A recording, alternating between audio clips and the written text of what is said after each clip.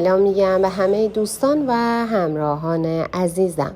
خیلی خوشحالم یک فرصت دیگه در اختیار دارم تا در خدمت شما خوبان و عزیزان باشم و خوشحالم که دوباره دور هم جمع شدیم تا از دل غزل‌های حافظ داستان‌ها و پیام‌های جدید رو دریافت بکنیم و بتونیم اونها رو در زندگیمون به کار بگیریم.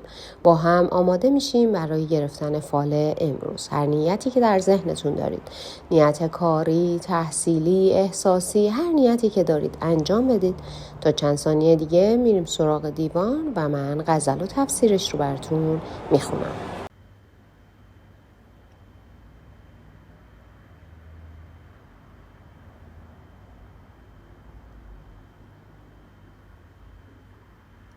خب دوستان، اگر نیت هاتون رو انجام دادین با هم ببینیم حافظ امروز چطور ما راهنمایی میکنن. سحرم هاتف میخانه به دولت خواهی، گفت بازآی که دیرینه این درگاهی. همچو جم جرعه ما کش که ز سر دو جهان، پرتو جام جهان بین دهدت آگاهی. بر در میکده رندان قلندر باشند، که ستانند و دهند افسر شاهنشاهی. خشت زیر سر و بر تارک 7 اختر پای، دست قدرت نگر و منصب صاحب جاهی. سر ما و در میخانه که طرف بامش، به فلک بر شد و دیوار بدین کوتاهی. قطع این مرحله بی همراهی خضر مکن، ظلمات است بترس از خطر گمراهی. اگرت سلطنت فقر ببخشند ای دل، کمترین ملک تو از ماه بود تا ماهی. تو دم فقر ندانی زدن، از دست مده مسند خواجگی و مجلس تورانشاهی. حافظ خام طمع شرمی از این قصه بدار، عملت چیست که فردوس برین میخواهی.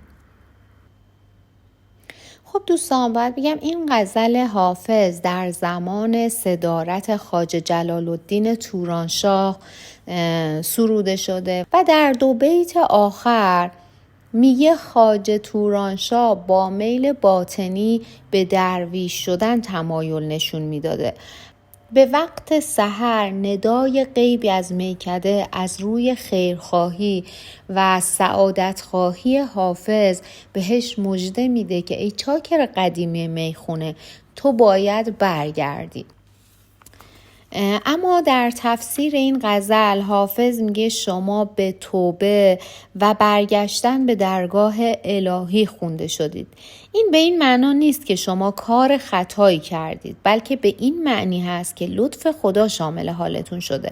پس سعی کنید به کسب مقامات معنوی هم مشغول باشید و در این راه به حرف بزرگان گوش بدید. و شاید بزرگترین مشکل شما پرداختن زیاده از حد به مسائل دنیوی هست. اگر کمی به مسائل اخلاقی و معنوی هم مشغول باشید، شاید راحت‌تر بتونید با مشکلات روبرو بشید و اونها رو حل بکنید و آرامش واقعی زمانی حاصل میشه که خودتون رو به دست خدا بسپارید. بدون فکر نمیتونید به نتیجه برسید. هرگز در زندگی شخصیتون، در تصمیم گیری هاتون با عجله پیش نرید، با عجله اقدام نکنید. شما برای طی کردن مسیر موفقیت هم به راهنما احتیاج دارید، به کسی که بتونه به درستی راه رو به شما نشون بده. از مشورتش استفاده بکنید، از تجربیاتش استفاده بکنید. هم به این که اطلاعاتتون رو افزایش بدید، آگاهیتون رو زیاد بکنید. دوستان، اگر نیت شغلی داشتید، نیت کاری داشتید، باید بگم به زودی از طرف یک شخص معتبر دعوت به کار میشید. پیشنهاد کاری به شما داده میشه یا پیشنهاد شراکت به شما داده میشه. اگر به دنبال موقعیت مناسبی برای پیشرفت هستید، باید این فرصت رو از دست ندید و بدونید که با توجه به توانایی هایی که دارید در راه پیشرفت های بزرگی قدم برمی‌دارید. فقط بدونید که در این راه خطر گمراهی هم برای شما وجود داره و برای اینکه گمراه نشید حتما از کسی که بتونه شما رو راهنمایی بکنه استفاده بکنید. همونطور که در بیت آخر گفته حافظ خام تمش شرمی از این قصه بدار، عملت چیست که فردوس برین میخواهی. میگه ای حافظ که آرزوهای باطل در سرت پرورش میدی، از این حرفها شرم کن. رفتار نیک و کردار و عمل نیک تو چی هست که به پاداش اون درخواست بهشت رو داری؟ در واقع اینجا داره به این اشاره میکنه که رفتار نیک، گفتار نیک، پندار نیک رو در زندگیتون لحاظ بکنید و اگر به دنبال عاقبت به خیری هستید باید معنویات هم در زندگیتون لحاظ بکنید. در مورد نیتی که دارید، در مورد هدفتون، باید بگم نیت شما نیت خوب و مبارکی است. به امید خدا به زودی کارهاتون انجام میگیره، جای نگرانی نیست. همه شما رو دوست دارن و از اخلاق خوب شما صحبت میکنن. از شوق زیادی برخوردار هستید، در هر مجلس و هر محفلی که پا میذارید مورد توجه قرار میگیرید. فردی هستید که زبان گیرایی دارید و میتونید همه رو کنار هم جمع بکنید و در واقع این نشان از نفوذ کلام شما داره و در واقع میگه هیچ کس با طمع ورزی به جایی نمیرسه. باید تلاش و کوشش بکنی، کارها تو انجام بدی، قدم برداری و اقدام بکنی و در نهایت اون موقع هست که منتظر پاداش باشی. حافظ بهتون توصیه میکنه که دلتون رو از ناراحتی ها و از کینه ها پاک بکنید و برای انجام این نیت خودتون رو آماده بکنید.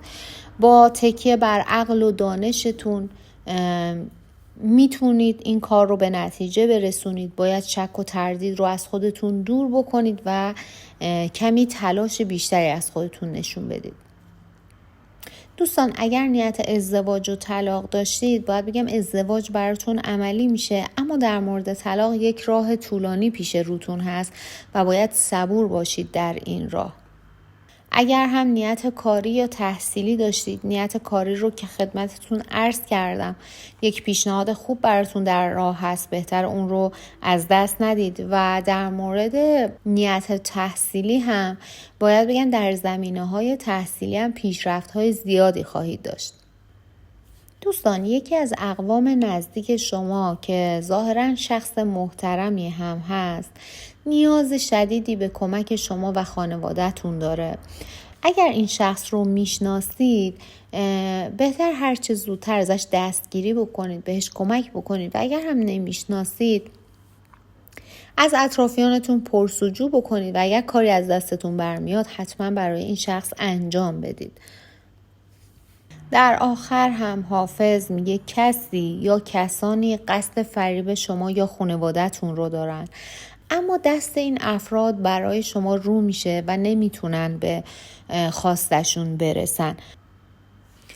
در مورد نیتتون حافظ بهتون توصیه میکنه که کمی از لجبازی و خودرأی بودنتون دست بردارید. به نصیحت‌های پدر و مادرتون در مورد نیتتون حتما گوش بدید، چون حرف‌هایی میزنن، راهنمایی‌هایی برای شما دارن که قطعاً برای پیشرفت شما مفید هست و خیلی جاها همون حرفایی که پدر و مادرتون به شما زدن، همون نصایحی که اونها برای شما داشتن در واقع برای شما راه گشا میشه. پس بهتر دست از لجبازی بردارید و به نصیحت‌های پدر و مادرتون در این راه گوش بدید.